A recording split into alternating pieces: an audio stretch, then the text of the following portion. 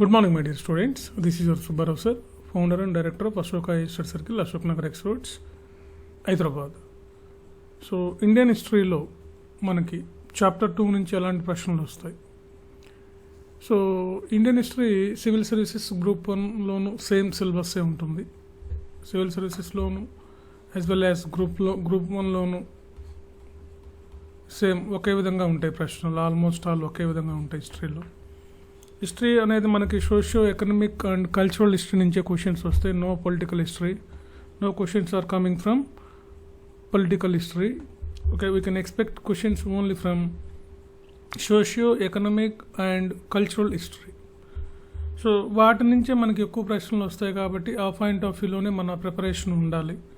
అంతేగాని ఈ రాజకీయ చరిత్ర అనేది మనకి పెద్దగా ఇందులో ఉపయోగపడదు అనమాట. సోషియో ఎకనామిక్ కల్చరల్ హిస్టరీ అనేది important.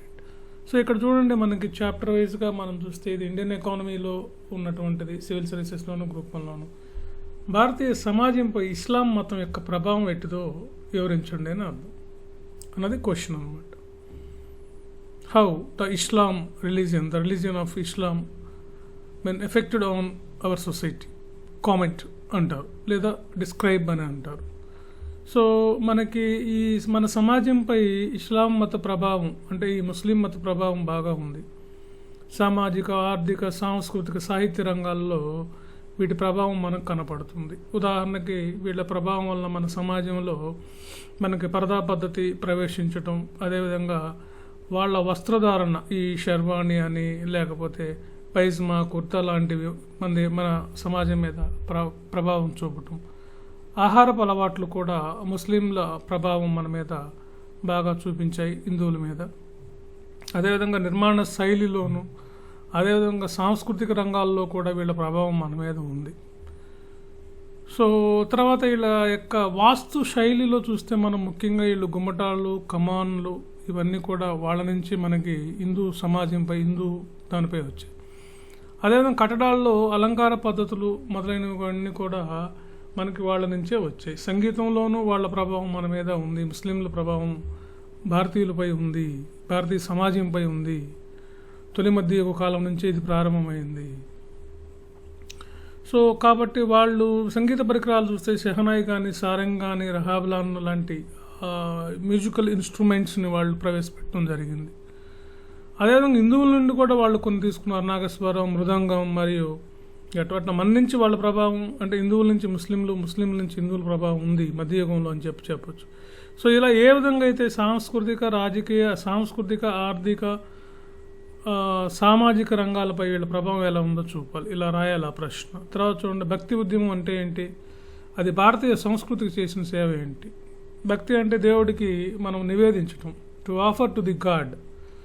So self offering to the god అనమాట. దేవుడికి మనం నివేదించడాన్ని మనం భక్తి అంటాం. సో భక్తి ఉద్యమంలో ఎందుకు వచ్చింది భక్తి ఉద్యమం? ఎందుకంటే ప్రధానంగా సమాజంలో ఉన్నటువంటి అసమానతను తొలగించడానికి, విగ్రహారాధనను వ్యతిరేకించి బహుదేవతారాధనను అంటే ఎక్కువ మంది దేవుళ్ళను పూజించడాన్ని కూడా ఇది వ్యతిరేకిస్తూ దానికి వ్యతిరేకంగా వచ్చినటువంటి ఈ భక్తి ఉద్యమం. భక్తి ఉద్యమం యొక్క ప్రభావం ఎలా ఉంది మన సొసైటీపై అనేది, భక్తి ఉద్యమం మన భారతీయ సంస్కృతికి, ముఖ్యంగా మన సంస్కృతికి అంటే మన సమాజానికి, మన సాహిత్యానికి, మన వాటికి చేసిన సేవ ఏంటిది అనేది ఈ క్వశ్చన్ అనమాట. సో ఇది కూడా బాగా రాయటం జరిగింది. తర్వాత సూఫీ ఉద్యమ స్వభావాన్ని మరియు ప్రాధాన్యతను గురించి వివరించండి. భక్తి ఉద్యమం, సూఫీ ఉద్యమం మీద ఖచ్చితంగా ఒక క్వశ్చన్ ఉంటుంది, లేకుండా పేపర్ ఉండదు. ఓకే, సివిల్ సర్వీసెస్లోనూ అడుగుతుంటారు, అదేవిధంగా as well as in group 1 మెయిన్స్లో. గ్రూప్ 1లో అయితే పక్కా ఈ క్వశ్చన్, భక్తి ఉద్యమం తర్వాత సూఫీ ఉద్యమం. హిందూ మతంలో వచ్చినట్టుగా సంస్కరణలో భాగంగా హిందూ మతంలో వచ్చిన భక్తి ఉద్యమం లాగానే ఇస్లాంలో కూడా సంస్కరణవాదంతో కూడినటువంటి ఒక ఉద్యమం వచ్చింది, దాన్నే మనం సూఫీ ఉద్యమం అంటాం. సో సూఫీ ఉద్యమాన్ని ఈ సూఫీ గురువులు ఏ విధంగా తీసుకొచ్చారో, ఇది మన సమాజంపై దాని ప్రభావం ఎలా ఉంది, దాని యొక్క లక్షణాలు ఏంటి అనేది ఈ క్వశ్చన్ అనమాట. తర్వాత చూడండి, కాకతీయుల యొక్క సాంస్కృతిక సాహిత్య సేవ ఎట్టుదో వివరించండి. సాంస్కృతిక సాహిత్య సేవ ఎట్టుదో వివరించండి. సో కాకతీయులు గొప్ప సాహిత్య పోషకులు, వీళ్ళ కాలంలో గొప్ప గొప్ప కవులు, గొప్ప పండితులు ఉన్నట్టుగా మనకి ఆధారాలు ఉన్నాయి. వాళ్ళు రాసినటువంటి రచనలు కానీ మనం చూస్తే గణపతి దేవుడు కాలంలో కాకతీయ రుద్రుడు సంస్కృతంలో నీతిసారం రాస్తే గణపతి దేవుడు యొక్క సేనాని జయప సేనాని నాట్యశాస్త్రానికి సంబంధించి నృత్య రత్నావళిని రాశాడు.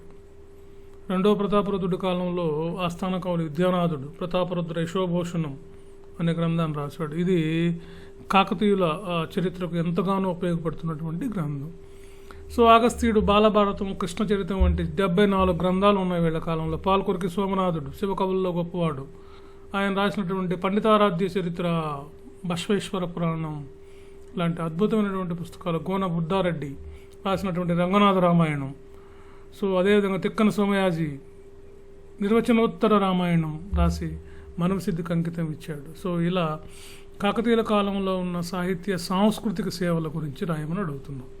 నెక్స్ట్ చూడండి, ఈ 2 క్వశ్చన్లు ఏదైనా ఎక్స్పెక్ట్ చేయొచ్చు. కాకతీయుల కాలంలో కళలు, వాస్తు రీతి గూర్చి ఒక లఘువాక్యం రాయండి, షార్ట్ నోట్స్ రాయమంటున్నాం.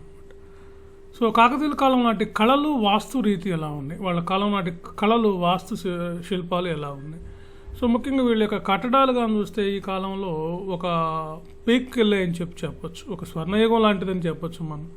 వీళ్ళ కాలంలో ఉన్నటువంటి 1000 స్తంభాల గుడి కానీ, శిల్పాలు కానీ, వీళ్ళు చెక్కినటువంటి శిల్పాలు కానీ, రామప్ప దేవాలయం, సిద్ధేశ్వర దేవాలయం, పద్మాక్షాలయం ఇవన్నీ కూడా మొదటి పోలరాజు కాలంలోను, తర్వాత రాచర్ల రుద్రుడు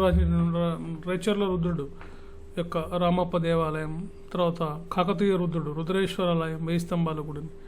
సో ఈ విధంగా ఈ కాలంలో వాస్తు శైలి, వాటి యొక్క లక్షణాల గురించి మనం క్షుణ్ణంగా రాయాలి. చూడండి, ఢిల్లీ సుల్తాన్ల కాలం నాటి సాహిత్యం, కళలో వాస్తు శిల్పం ఎట్టదో వివరించండి. సివిల్ సర్వీసెస్లో కూడా ఈ క్వశ్చన్ అడగచ్చు. కాబట్టి ఢిల్లీ సుల్తాన్ కాలంలో వాళ్ళ యొక్క వాస్తు శైలి ఎలా ఉంది, ఇది ఏ విధంగా Persian style, Indo Persian style అంటారు దీన్ని, Indo Persian style, the mixture of Indo and Persian style, mixture అయినటువంటిది, 2 మిక్స్ అయినటువంటి ఏర్పడినటువంటి ఒక హైబ్రిడ్ స్టైల్ అని చెప్పి అని అన్నారు మనకి. సో వాస్తు శిల్పం చూడండి, మసీదులు కాలంలో నిర్మించినటువంటి వాళ్ళు కూడినటువంటి ద్వారాలు, కమాన్లు, వృత్తాకార ఖండాలు, గమ్మటాలు, తర్వాత కడక శీర్షాలు, తర్వాత భవనాలు, విశిష్ట లక్షణాలు, రంగురంగుల పెంకులను, ఇటుకలను వాడారు. అద్భుతమైనటువంటి కట్టడ నిర్మాణ శైలిని వాడినటువంటి వాళ్ళు వీళ్ళు. చూడండి, క్వశ్చన్స్ బాగా రాయటం వల్ల మార్క్స్ కూడా బాగా వస్తాయి. యాజ్ యూజువల్గా మీకు ఏంటంటే ఎగ్జామ్లో మీకు 6 నుంచి 6.5 మ్యాక్సిమం బాగా రాస్తే 7 ఎప్పుడో ఒకటి వస్తాయి, ఎక్కువ క్వశ్చన్స్ 7 అయితే రావు. 6 వచ్చినా కానీ చాలు. హిస్టరీ పేపర్, పాలిటీ పేపర్లో 6 మార్క్స్ వచ్చినా మీకు మంచి సర్వీస్ వస్తుంది. 6.5 మార్క్స్ వచ్చినా. చూడండి, మొఘల్ సాహిత్యం, కళలో వాస్తు శిల్పాల గురించి కూలంకుషంగా రాయమన్నాం. సో వాస్తు శిల్పం మొఘలులు, ఇది సివిల్ సర్వీసెస్లో కూడా జరుగుతుంది. మొఘలుల వాస్తు శిల్పం అంటే అందరికీ తెలిసిందే, వాళ్ళ కట్టడాలు, తాజ్మహల్, ఎర్రకోట, జామా మసీద్, ఓకే, ఇలాంటివి ఎన్నో ఉన్నాయి వాళ్ళ కట్టడాల్లో. దివానీ కాస్, ఒక్కొక్కళ్ళ కాలం, జహంగీర్ కాలంలో ఎలా ఉంది, అక్బర్ కాలంలో ఎలా ఉంది, అంతకుముందు వాళ్ళ తాత బాబర్ కాలంలో ఎలా ఉన్నాయి, ఇలా ఒక్కొక్కళ్ళు తీసుకుని క్షుణ్ణంగా రాయాల్సి ఉంటుంది. భారతదేశంలో మిశ్రమ సంస్కృతి ఆవిర్భావం ఎట్టిదో వివరించండి. అద్భుతమైన క్వశ్చన్, ఇది కూడా ఎక్స్పెక్ట్ చేయొచ్చు. మొఘలుల ఆర్కిటెక్చర్ అయినా, కాకతీయుల ఆర్కిటెక్చర్ అయినా, లేదా ఇస్లాం ఆర్కిటెక్చర్ అయినా ఏదైనా అడగచ్చు. క్వశ్చన్ చాలా ఇంపార్టెంట్.